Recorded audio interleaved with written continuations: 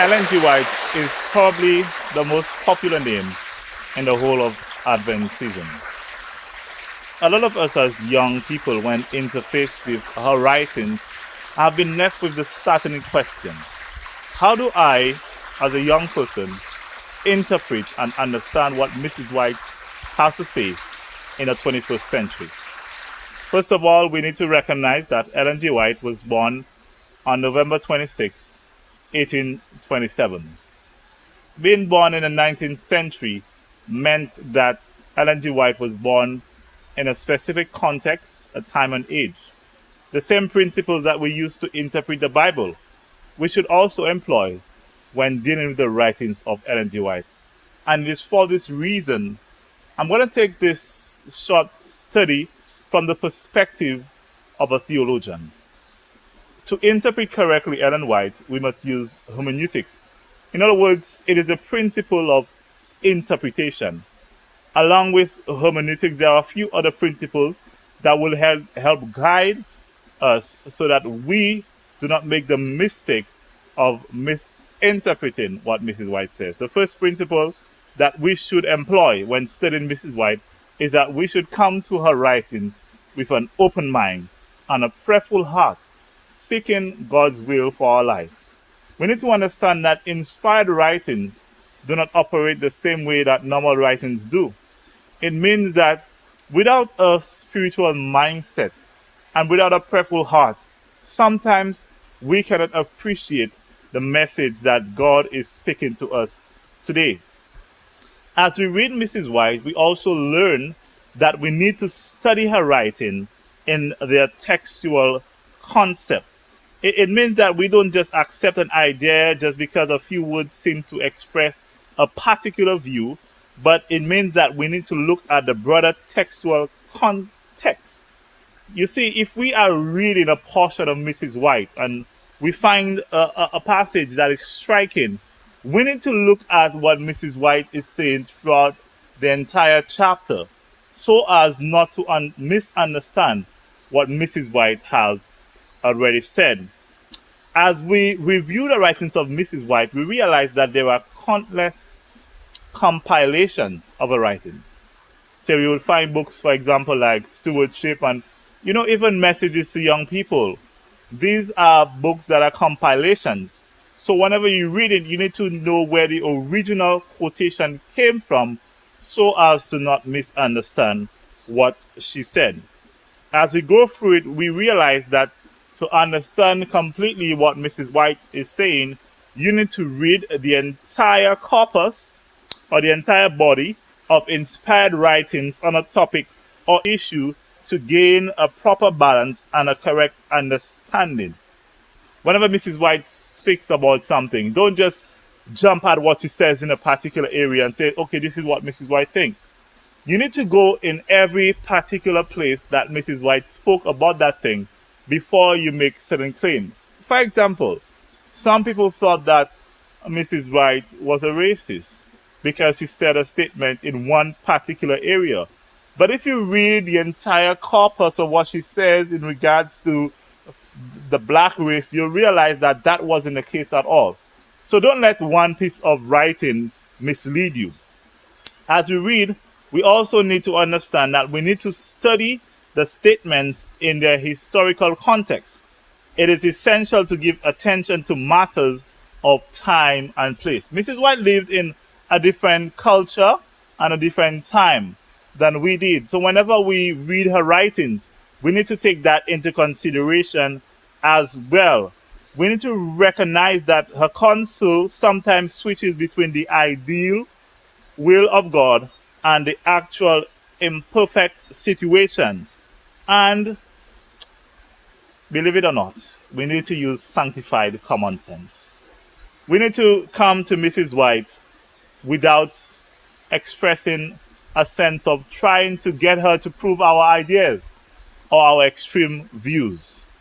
As we continue, we need to learn that we need to connect counsels to the greater themes of salvation and central issues rather than giving excessive focus on the more particular counsels.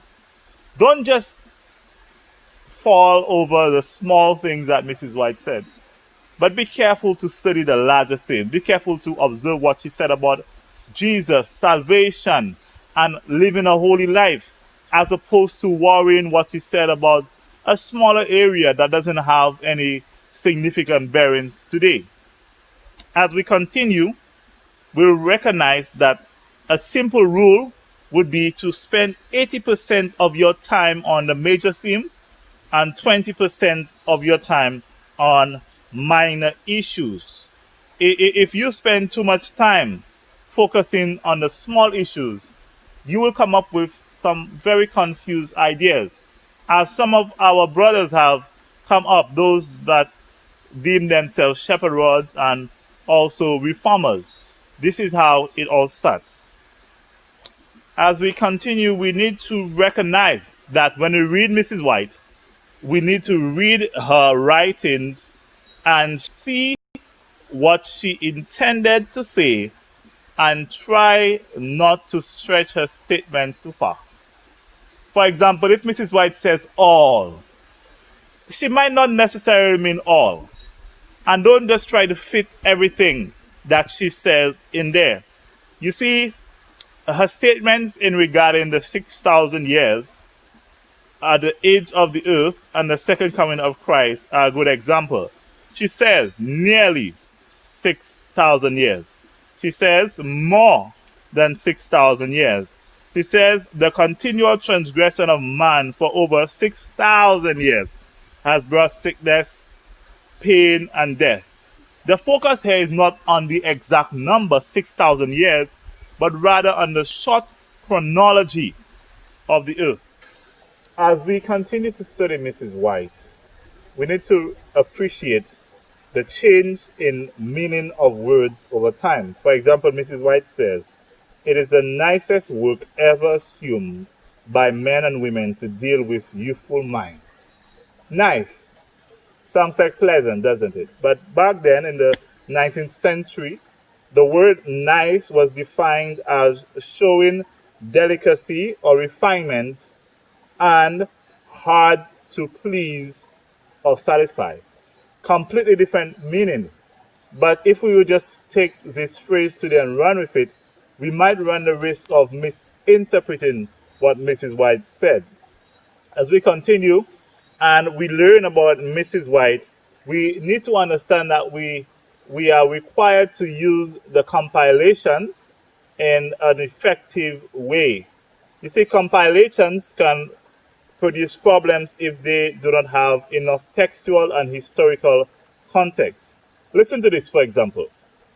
Willie White, responding to W.L. Brisbane, said, "Moreover, she feels that it is an injury to the cause of truth for men to select from her writing short passages here and there, presenting her strongest statements on one phrase of a subject while leaving out other qualifying passages and such presentations of other phrases of the subject as are essential to a well-balanced and comprehensive view of her teachings."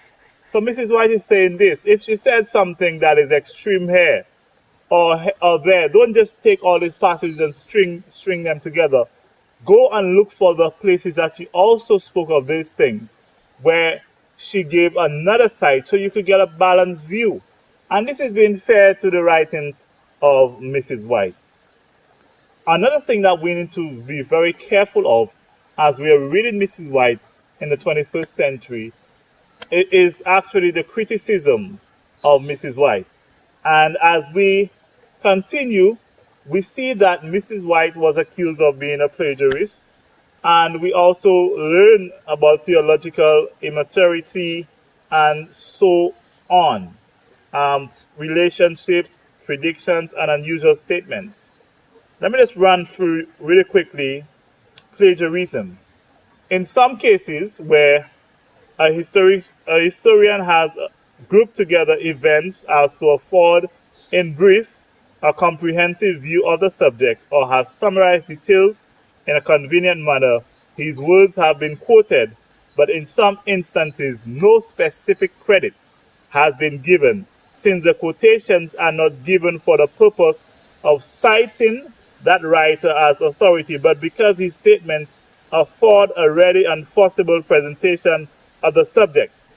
In narrating the experience and views of those carrying forward the work of reform in our time, similar use has been made of their published works. Mrs. White was not trying to be an authority in history, but she was using the facts to demonstrate a greater principle, as was done in her time. And it was completely okay. Because she included writings from different authors in her writings, critics have charged Mrs. White with plagiarism.